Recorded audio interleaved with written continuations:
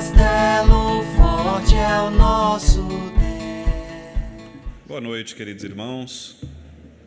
Nós vamos abrir a palavra de Deus em Mateus, capítulo 5, para darmos continuidade às exposições nas chamadas bem-aventuranças. Nós estamos expondo a quinta bem-aventurança, que está registrada no versículo 7 deste capítulo 5 de Mateus. Aproveitamos para dizer aos nossos visitantes e àqueles que nos acompanham também nas redes sociais sobre a nossa alegria de tê-los para ouvirem a palavra de Deus e convidamos então para que venham, para que possam acompanhar toda a série, todo o restante desta série, lembrando que os primeiros sermões estão sendo postados no nosso canal do YouTube. Você pode recorrer ali ao nosso canal para ouvir os sermões das bem-aventuranças anteriores. Mateus capítulo 5, versículo 7. Convido os irmãos para lermos juntos. Leiamos. Bem-aventurados os misericordiosos, porque alcançarão misericórdia. Vamos orar? Querido Deus, muito obrigado por tudo que o Senhor já fez por nós ao longo deste dia, desde o raiar da manhã, quando as tuas misericórdias foram renovadas sobre nós, porque a fidelidade do Senhor é grande, é imensa, e o Senhor sempre cumprirá o teu propósito em nossas vidas. Obrigado porque estamos aqui nesta noite, sendo trazidos pelo Espírito do Senhor, para que possamos agora ouvir também a Tua palavra, uma vez que já entoamos cânticos, oramos, lemos a Tua palavra inicialmente, mas agora, ó Deus, seremos claramente expostos à lei do Senhor, à ordem do Senhor, à instrução de Cristo, Teu Filho, sobre como devemos ser enquanto discípulos dEle. E é necessário, portanto, que o Senhor possa abrir os nossos entendimentos e, sobretudo, o nosso coração, para que possamos, ó Deus, não apenas entender a mensagem, mas dispor o nosso coração para a obediência. Que o Senhor, portanto, me ajude na clareza da transmissão, na elaboração dos argumentos e também ajude os meus irmãos para que possam entender as minhas palavras, de modo que todos nós, tanto eu quanto eles, possamos ser edificados na graça do Senhor e na instrução da Tua puríssima e santa palavra. Nós oramos assim, em nome de Jesus. Amém. Meus amados irmãos, eu gostaria de iniciar este sermão na noite de hoje, citando um médico psiquiatra, Viktor Emil Frankl, que esteve preso no campo de concentração em Auschwitz, na Polônia, quando da época da Segunda Guerra Mundial. Frankl foi alguém que experimentou de perto as angústias, as agruras, e experimentou de perto o que significa a própria existência humana diante de tamanho sofrimento. E eu gostaria de ler para vocês um trecho, peço licença porque é um trecho um pouco mais longo, mas que descreverá para nós as impressões de um médico, de um homem, de um ser humano, que, jogado numa condição absolutamente desumana, registrou, após ter saído do campo de concentração, alguns fatos que despertaram a sua consciência e o seu coração para pensarem no sofrimento existencial do ser humano. E ele escreveu assim a respeito de um dos eventos ou de uma das situações em que ele se colocou ali. Ele diz o seguinte, que havia uma criança e esta criança, ele começa a narrar o seguinte evento. Quando ele mesmo, à noite, fica se espremendo no ambulatório, na esperança de receber 2 dias de repouso por causa das suas lesões e do seu edema, em decorrência da fome e também por causa da sua febre, de sorte que não necessita sair para o trabalho durante esses 2 dias. Não se deixa perturbar ao ver um menino de uns 12 anos, mais ou menos, para o qual não havia mais calçados no campo. Este menino de 12 anos era judeu, que estava trabalhando forçadamente no campo de concentração. E que por isso fora esta criança obrigado a ficar por horas a fio, de pés descalços na neve, prestando serviços externos durante o dia. Os dedos dos pés do menino estavam crestados de frio, e o médico do ambulatório arranca com uma pinça os tocos necróticos e enegrecidos de suas articulações. O nojo, o horror, o compadecimento, a revolta, tudo isso o nosso observador já não pode sentir nesse momento. Padecentes, moribundos, mortos, constituem uma cena tão corriqueira, depois de algumas semanas no campo de concentração, que estas coisas não conseguem mais sensibilizar as pessoas. Por certo tempo estive num barracão em que estavam aquartelados os que sofriam de tifo exantemântico, em meio a pacientes com febre alta e em delírio pleno, muitos deles às portas da morte. Aliás, mais um acaba de morrer. Isso acontece pela enésima vez, sim, pela enésima vez, sem despertar um mínimo de reação ou sentimento. Fico ali observando como um companheiro, depois do outro, se aproxima do cadáver ainda quente. Um lhe surrupia o resto de batatas encardidas do almoço. Outro verifica que os tamancos do cadáver ainda estão um pouco melhores que os seus próprios. Um terceiro tira o paletó do morto. Outro, afinal, ainda fica contente por surrupiar um barbante de verdade. Imagine. Fico olhando, apático. Finalmente dou-me um empurrão e me animo a convencer o enfermeiro a levar o corpo para fora do barracão, um galpão de chão batido. Quando ele resolve fazê-lo, pega o cadáver pelas pernas, rolando-o em direção ao estreito corredor, entre as 2 fileiras de tábuas à esquerda e à direita, sobre os quais estão deitados mais ou menos 50 enfermos acometidos da febre, para então arrastá-lo pelo chão acidentado até chegar à porta do barracão. Dali ele sobe 2 degraus para fora, em direção ao ar livre, o que já é um problema para nós, tão debilitados pela fome crônica. Sem auxílio das mãos, sem nos puxarmos para cima, segurando nos postes, todos nós, que já estamos há meses no campo, há muito não conseguimos mais levantar o próprio peso do corpo, somente com a força das pernas, para tentar vencer pelo menos esses 2 degraus de mais ou menos 20 centímetros cada um. Agora o homem chega até lá com o cadáver. Com muito esforço, ele se alça primeiro, depois o morto.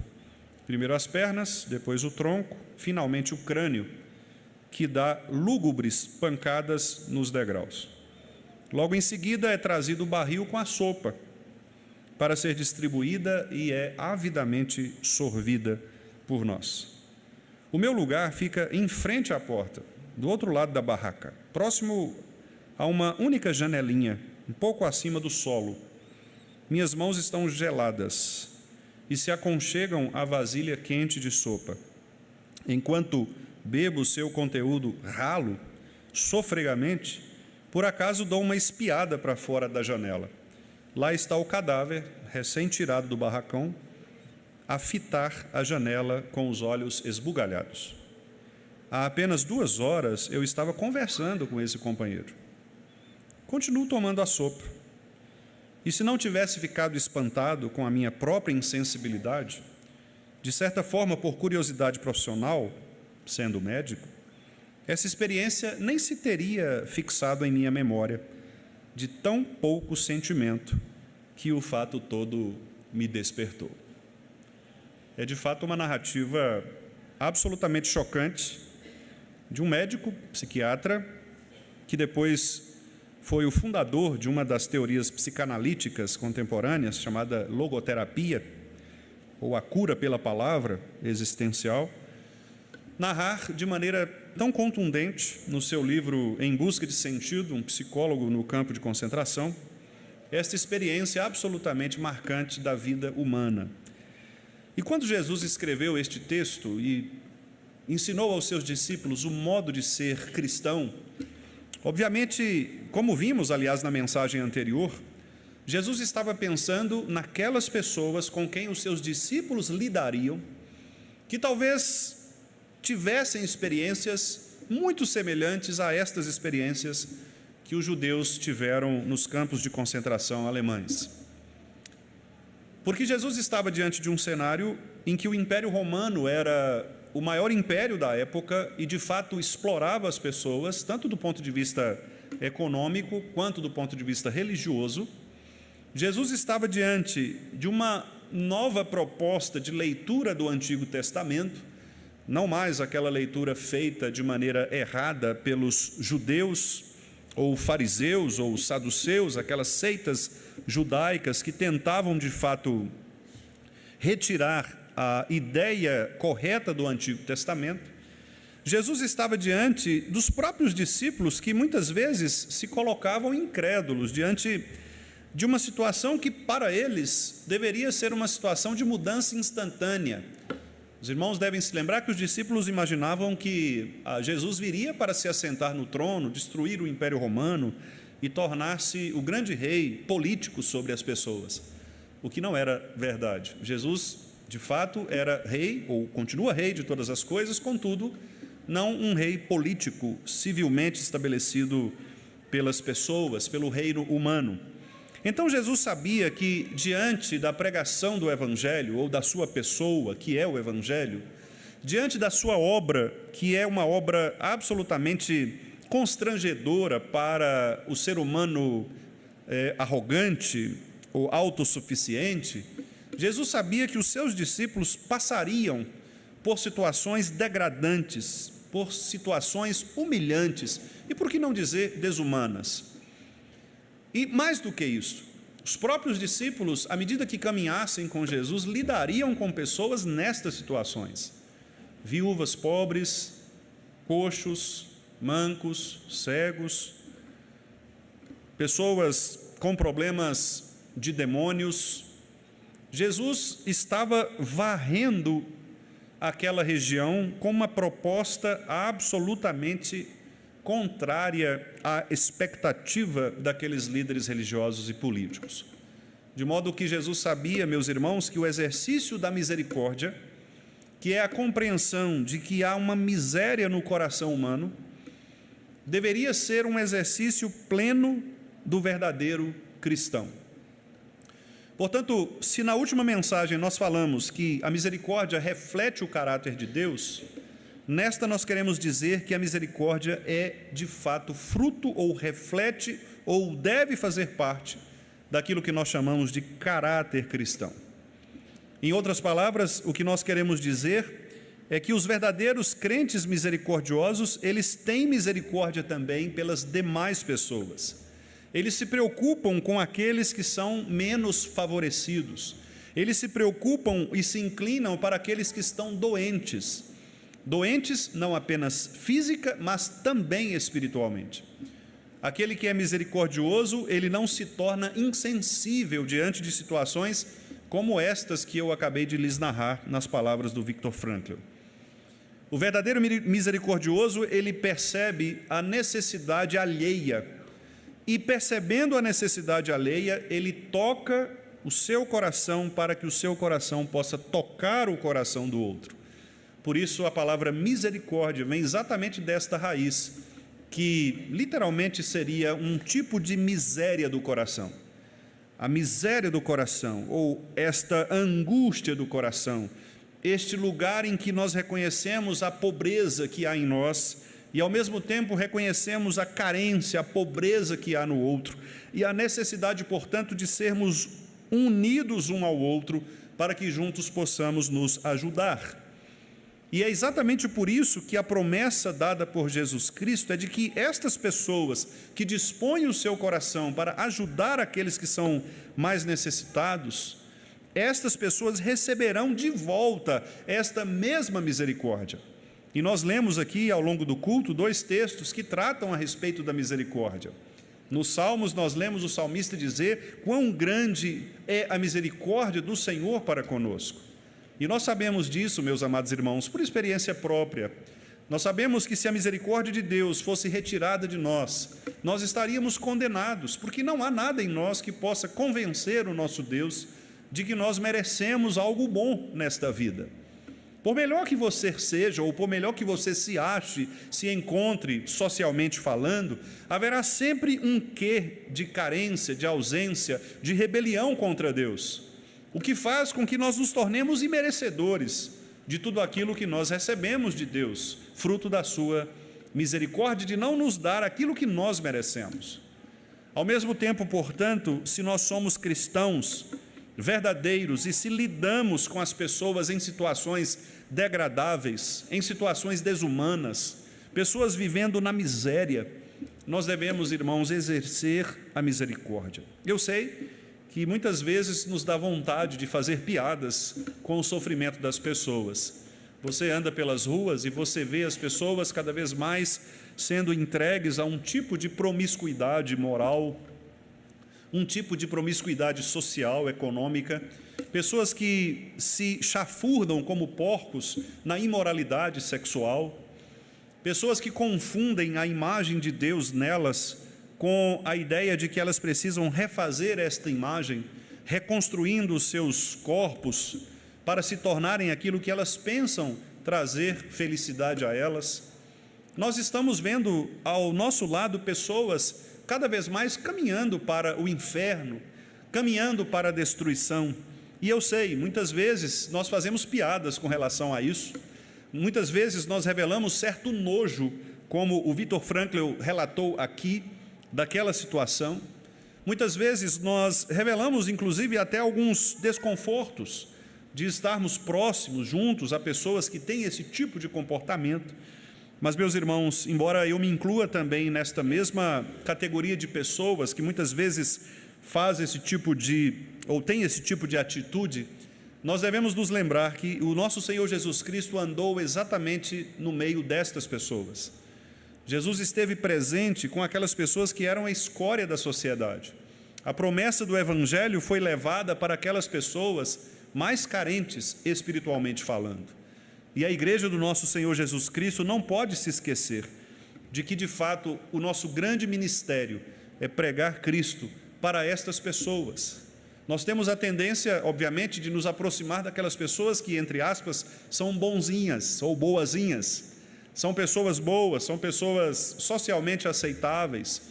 Mas repare que na narrativa de Jesus Cristo e o que ele vai fazer daqui para frente é exatamente o oposto disso. Ou, se não o oposto, pelo menos em algumas situações, circunstâncias que pudessem trazer desconforto para os próprios discípulos. Porque Jesus começa a conversar com uma mulher samaritana num poço, o que não era muito comum, aliás, não era aceitável pela seita judaica. Jesus fala com um cobrador de impostos, que era odiado naquela sociedade. Jesus fala com alguém que defraudava as pessoas, roubava as pessoas, foi o caso de Zaqueu. Jesus fala com pessoas que eram absolutamente impopulares, ou que nós poderíamos chamar de marginalizadas, o que faz com que revele para nós a intenção principal de Cristo, ao dizer: vocês serão bem-aventurados se exercerem a misericórdia, porque vocês farão exatamente aquilo que eu farei, e só poderá me acompanhar no ministério cristão se vocês entenderem o que significa isso, porque eu serei cercado de pessoas de todos os tipos de enfermidades, doenças, de todo tipo de possessão demoníaca, de todo tipo de pobreza, e eu terei de atender a estas pessoas, e eu preciso de discípulos que andem comigo na mesma direção, que entendam isto. Porque se você não entender que você estará diante destas circunstâncias, será muito difícil você continuar comigo no meu ministério. Então repare que Jesus está exatamente preparando os corações desses irmãos queridos e os nossos corações para que o nosso ministério cristão, para que a nossa influência na sociedade seja uma influência misericordiosa. Você deve olhar para as pessoas ao seu redor e perceber que estas pessoas, elas estão indo para a morte, ainda que elas estejam sorrindo diante de você, ainda que elas aparentemente tenham uma vida feliz. Isto pode ser um parente seu, um colega de trabalho, pode ser alguém que você conheceu agora, um vizinho, algo assim. O fato é que Deus está colocando, ou nos colocando, ou colocando a igreja exatamente num cenário, irmãos, em que as pessoas estão miseravelmente condenadas ao pecado e ao inferno. E a grande pergunta que nós poderíamos fazer é: o que nós temos feito, o que eu tenho feito, o que a igreja tem feito para mudar esse estado de coisas, para fazer com que a misericórdia de Cristo alcance estes corações? Talvez você pense: pastor, então a saída é fazer o que algumas sociedades fazem, especialmente instituições filantrópicas, ONGs, que é produzir trabalho social. Talvez nós fazermos um sopão, talvez fazermos um trabalho na praça, fazer um tipo de doação para as pessoas, esse tipo de ação social. Bom, não que seja pecaminoso ou errado em si mesmo fazer isso, podemos fazer, mas há outras instituições que fazem isto. Existem ONGs, existem poderes públicos, ainda que imperfeitos e corruptos, mas existem instâncias políticos, sociais que devem agir nestas situações. Mas há algo que estas sociedades, que estas instituições, melhor dizendo, elas não podem fazer e só a igreja pode fazer, que é a pregação da palavra de Deus. É levar ao coração das pessoas a solução para a sua miséria, a solução para os seus pecados. Veja, irmãos, o que o pastor puritano Thomas Watson, ele escreveu a respeito de parte deste trecho ou desta compreensão. Ele disse assim: tais homens, ele está falando de pastores ou de ministros que são mercenários, ou seja, ele classifica esses pastores mercenários como aqueles que não têm piedade das pessoas, do seu rebanho.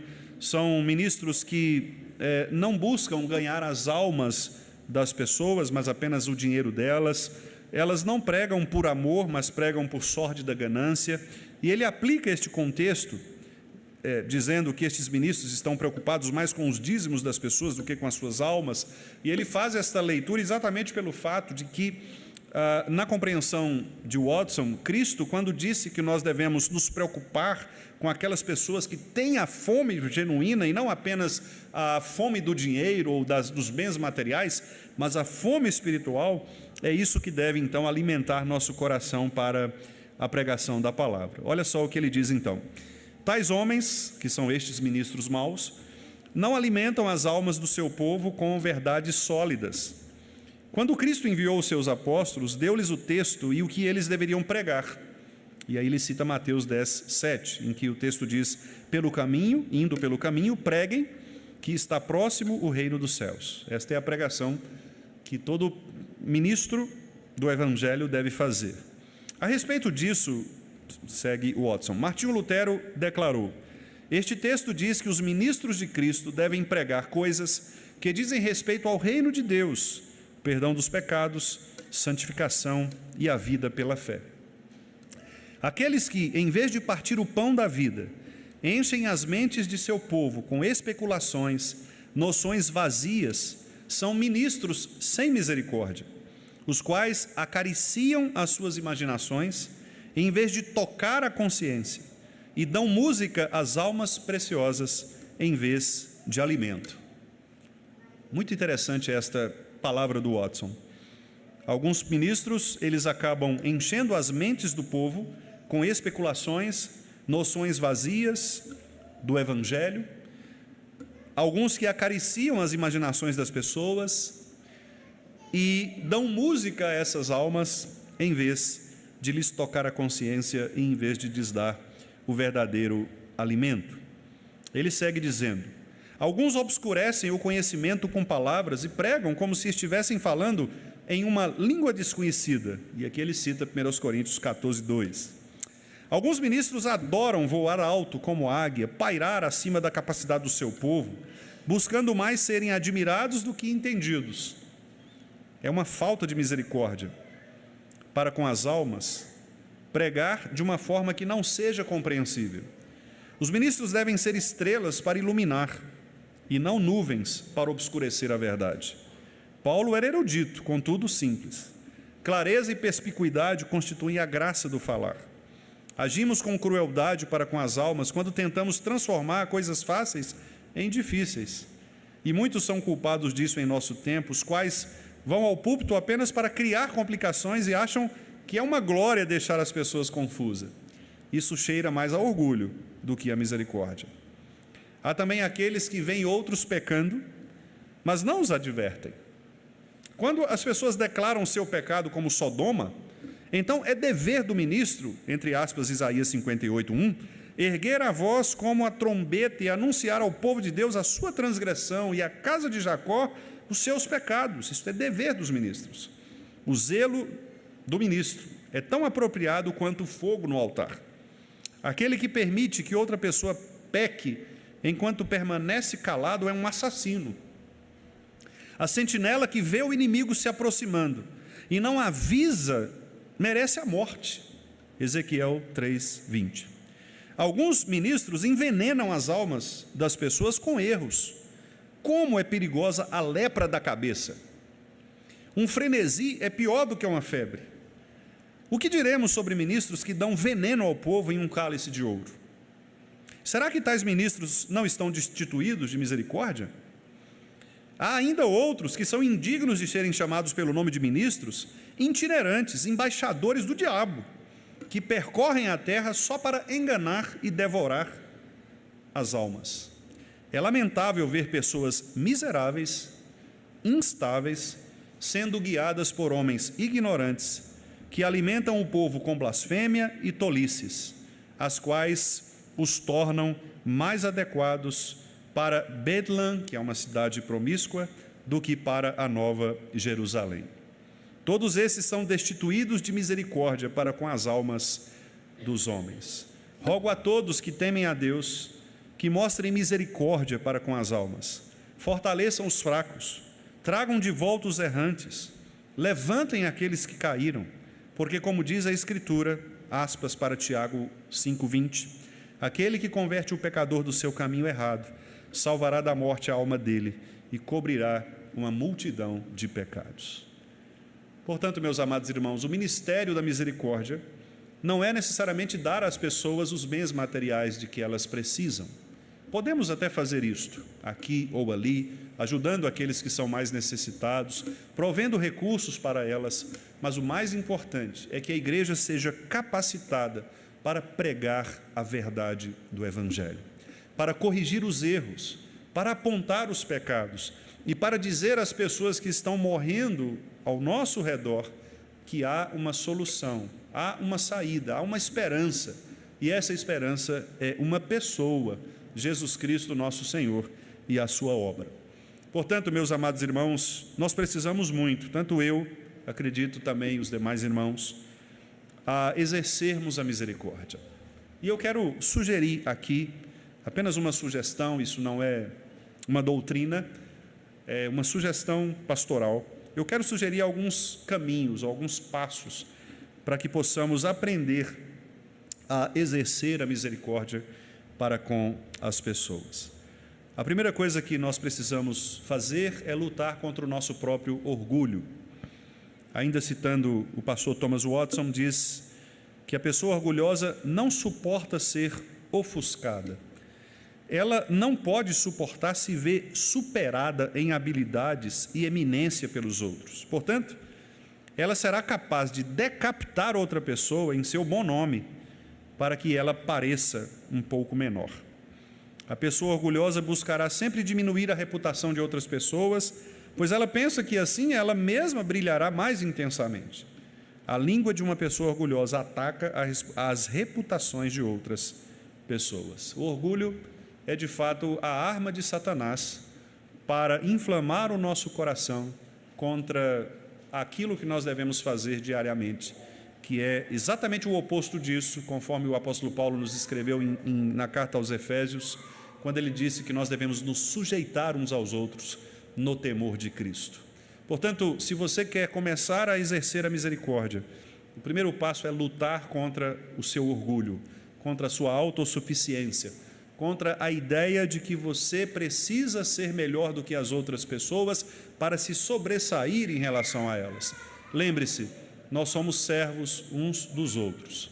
E, portanto, nós estamos aqui para construirmos juntos uma família que se ame, uma família que se apoie, uma família que seja capaz de corrigir os erros uns dos outros. E muitas vezes nós teremos sim que abaixar as nossas cabeças, nós teremos que inclinar as nossas frontes e muitas vezes até nos ajoelhar diante de irmãos para pedir perdão pela nossa arrogância, perdão pelo nosso orgulho, perdão pelas vezes que nós consideramos ou nos consideramos melhores do que os outros, porque de fato o que nós somos é servos uns dos outros. A segunda questão, meus irmãos, é trabalhar também em nossos corações um outro pecado que é bastante cruel para nós e destruidor, esta era a palavra, bastante destruidor, que é a inveja. E novamente eu cito o pastor Thomas Watson, dizendo que a inveja, e ele cita 1 Pedro 2:1 para se referir a isto, e ele diz que uma pessoa invejosa, ela prejudica a dignidade de outra e, portanto, procura atacá-la em seu nome. Mas a piedade nos ensina a nos alegrarmos com a estima e a fama das outras pessoas. Citando Romanos 1:8, dou graças ao meu Deus por todos vocês, porque a fé que vocês têm é proclamada no mundo inteiro. E o Watson então conclui, a inveja, ao se aconselhar com o diabo, busca fogo do inferno para arruinar o bom nome de outras pessoas. Este também é um grande problema, muitas vezes, do nosso coração. Nos invejarmos o outro e vivermos uma vida ressentida. O ressentimento é talvez o pecado que tenha alcançado o coração de Caim e o fez matar o seu próprio irmão. Porque Caim ficou ressentido com o fato de Deus não ter aceito a sua oferta. E o fato de Deus não aceitar a oferta de Caim fez com que ele se perguntasse o porquê Abel, o seu irmão, era melhor do que ele.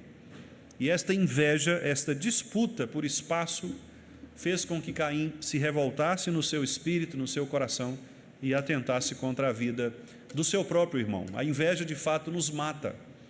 O ressentimento que nós temos de muitas vezes não considerar que o outro é melhor do que eu sou. Muitas vezes eu achar que sou melhor do que o outro e quando alguém que é melhor do que eu se apresenta, eu não consigo ver no outro estas qualidades.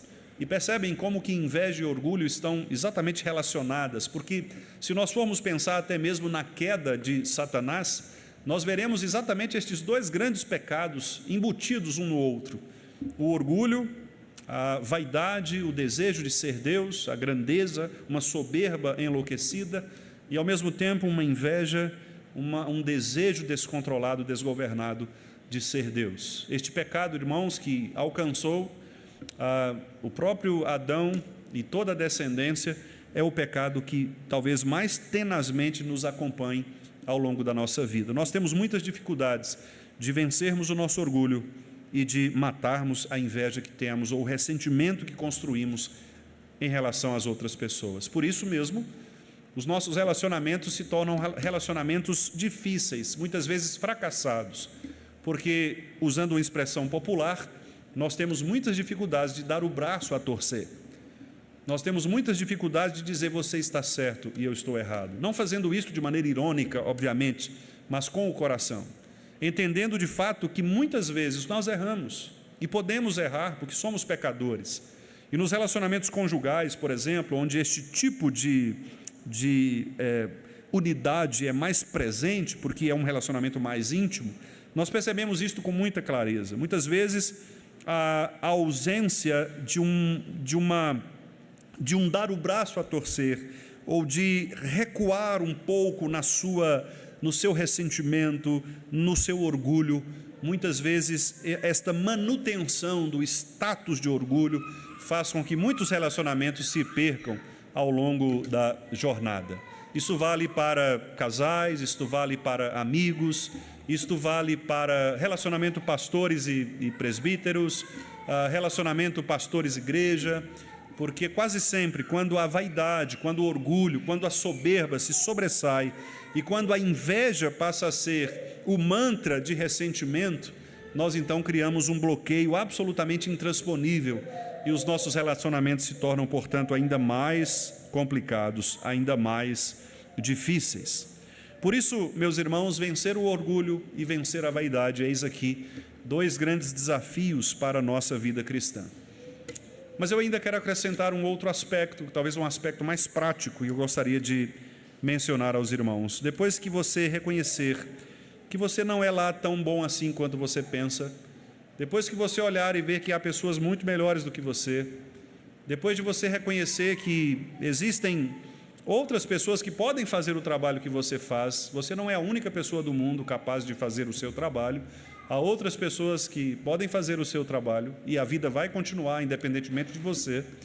Quando você reconhecer a sua insignificância nesse aspecto, você então vai começar a tornar-se alguém misericordioso, preocupado com o outro, alguém que ao invés de julgar, ao invés de se precipitar no juízo temerário, é alguém que, pelo contrário, recolhe, dá um passo atrás e exerce a misericórdia. Portanto, quando você estiver diante de alguém que está prestes a cair em pecado, ao invés de você apontar o dedo como um juiz condenando-o, você fará exatamente aquilo que Cristo fez. Você se dirigirá àquela pessoa e dirá a ela a proposta do Evangelho capaz de tirá-la daquela condição. Foi isso que Jesus fez em todos os casos em que ele esteve diante de pessoas que eram consideradas escória ou pecadoras.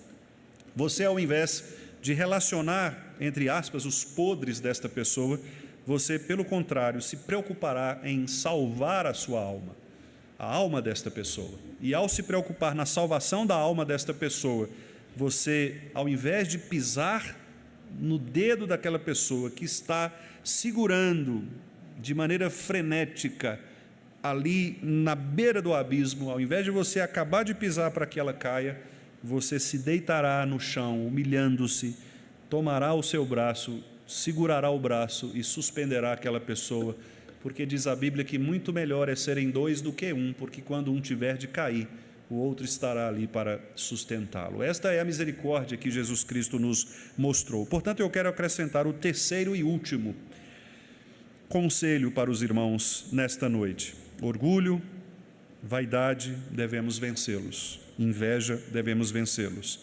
Mas eu quero um exercício prático, que é o exercício da generosidade. Meus amados irmãos, nós precisamos ser generosos. E a generosidade envolve muitos aspectos na nossa vida. O ser generoso, o ser gracioso, é você estar disposto muito mais a dar do que a receber, que foi exatamente o que Jesus Cristo ensinou aos seus discípulos mais à frente. Mais importante é dar do que receber. E é curioso que o caminho que nós fazemos é quase sempre o inverso. Nós sempre queremos mais, sempre queremos receber, tanto do ponto de vista existencial, psicológico, por exemplo, receber elogios, receber glórias, quanto também do ponto de vista material mesmo. Nós gostamos de receber as coisas materiais, nós gostamos de presentes, mas mais importante é dar que receber. Então, o grande desafio da generosidade é você estar disposto a abrir a sua caixa forte, o seu caixa forte.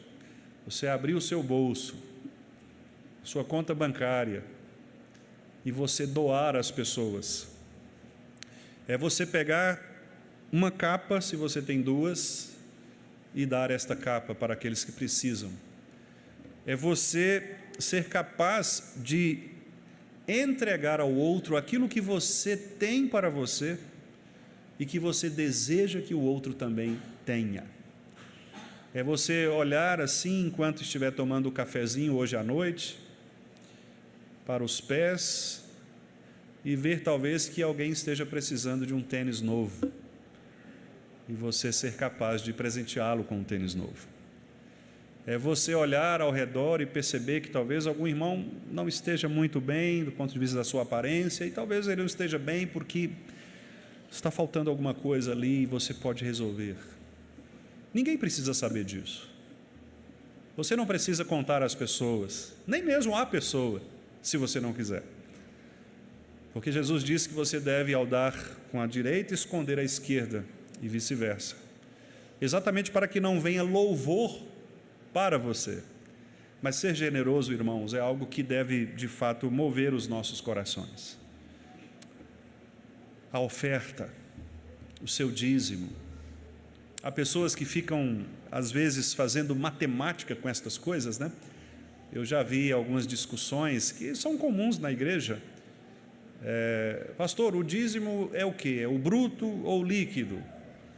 Quando eu aposento, eu tenho que dar o dízimo, porque eu já dei o dízimo lá quando eu trabalhava, então a aposentadoria também, né?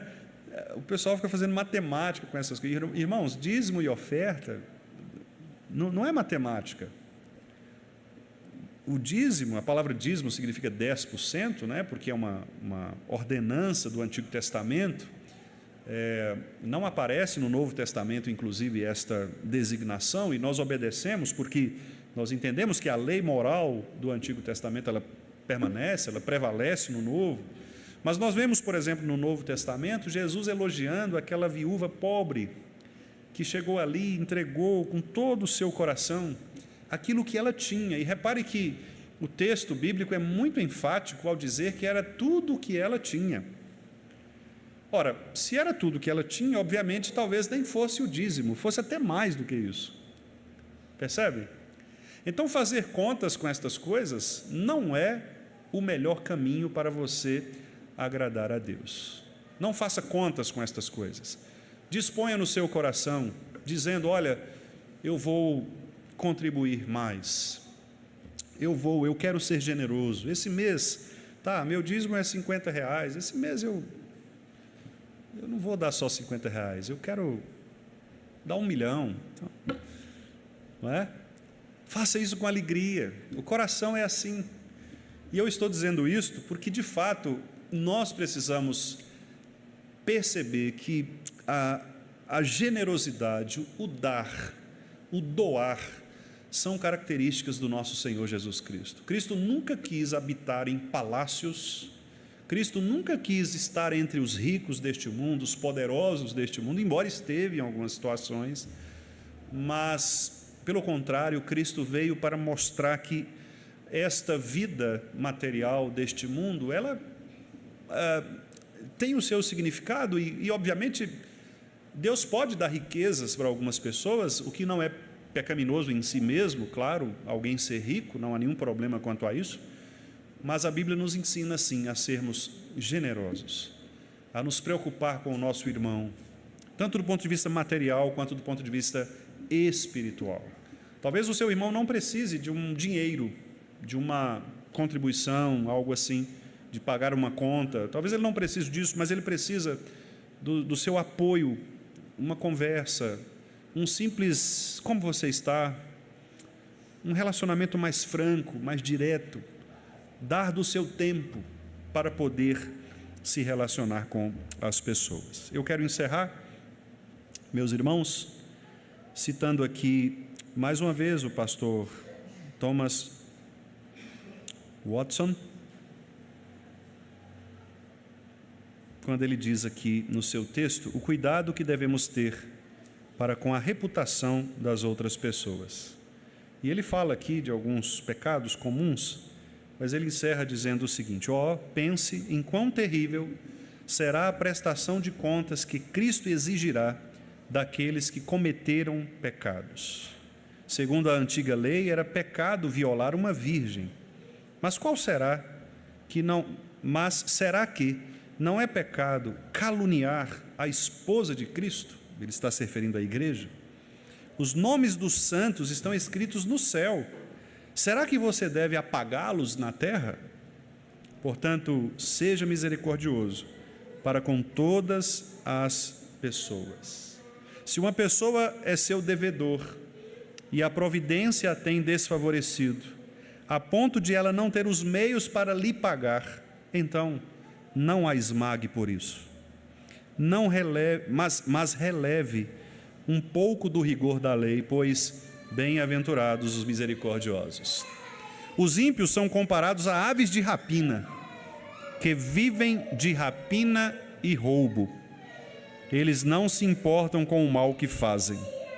Não agimos com justiça, mas com crueldade, quando outras pessoas estão em dívida para conosco, e agirmos como aquele credor sem coração, que agarrou alguém que lhe devia pela garganta, dizendo: pague-me o que você me deve.